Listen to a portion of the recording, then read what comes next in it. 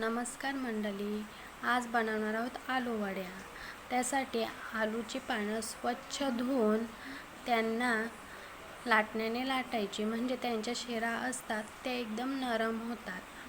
त्यासाठी लागणाऱ्या वाटण्यासाठी बेसन भाजून घ्यायचा, त्यामध्ये हळद, मीठ, मसाला आणि आला, लसूण, मिरचीची पेस्ट घालायची। थोडासा चिंचेचा पाणी टाकून मिश्रण कालून घ्यायचा।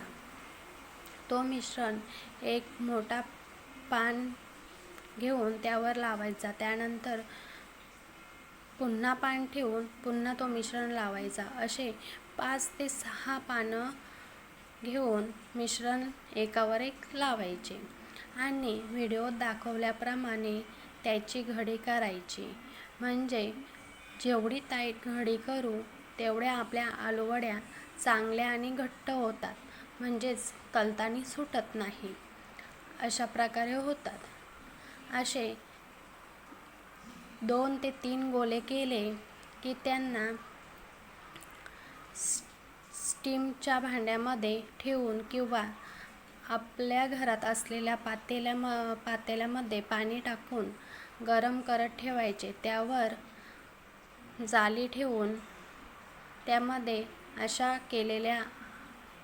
केलेले रोल 2 ते 3 एकत्र ठेवू शकतो आणि त्यांना 15 ते 20 मिनिटं शिजून द्यायचे किंवा वाफवून द्यायचे।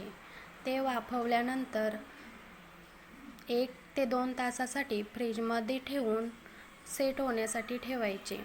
त्यानंतर बघा किती छान आलूवड्या तयार होतात आणि त्यांना गरम तेलामध्ये फ्राय करायच्या। कशा वाटल्या माझ्या आलूवड्या नक्की कमेंट्स करून सांगा। चला मग या लवकर खायला गरम गरम आलूवड्या। Thank you so much.